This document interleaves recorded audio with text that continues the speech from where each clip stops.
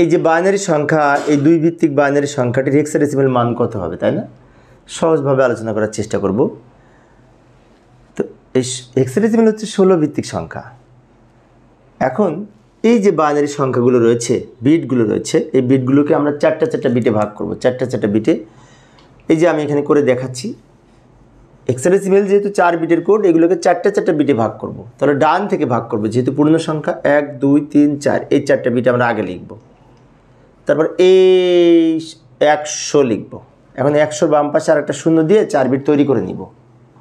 এবার এগুলোর সমকক্ষ হেক্সাডেসিমাল মান লেখার জন্য আমরা একটা কাজ করতে পারি, একটি কোডের হেল্প নিতে পারি।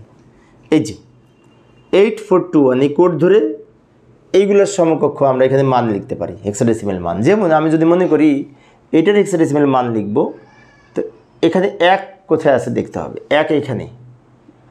এখন এই 4 যেখানে সেখানে কিন্তু 1। এটা যদি আমি এখানে এটার সাথে সেট করি, তাহলে যেখানে 4 আছে সেখানে কিন্তু 1, সেজন্য 4 এখানে বসবে। 1 যদি প্রথমে থাকতো তাহলে কিন্তু এই 8 এখানে লিখতাম। আচ্ছা, এবার এইখানে আবার পরপর 2টা 1। তো 2টা 1 কোথায়? 8 যেখানে সেখানে 1, 4 যেখানে সেখানে 1। তাহলে 8 আর 4 যোগ করে 12 হয়। এখন 12-র হেক্সাডেসিমাল মান সি, তাই আমরা 12-র পরিবর্তে এখানে সি লিখব। তো উত্তর হবে 4C।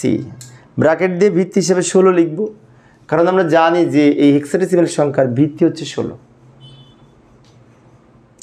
তো প্রিয় শিক্ষার্থী বন্ধুরা, আমার এই অঙ্কটা যদি তোমরা বুঝে থাকো, অনুরূপ আমি একটি অঙ্ক বাইনারি সংখ্যা উপস্থাপন করলাম। এই বাইনারি সংখ্যাটির হেক্সাডেসিমাল মান কত হবে তা নির্ণয় করে কমেন্টসে জানানোর চেষ্টা করবে। উত্তর কত হয়েছে জানালে খুশি হব। তো আশা করি তোমরা পারবে। পরিশেষে সবাই ভালো থাকবে এবং সুস্থ থাকবে, এই কামনায় খোদা হাফেজ।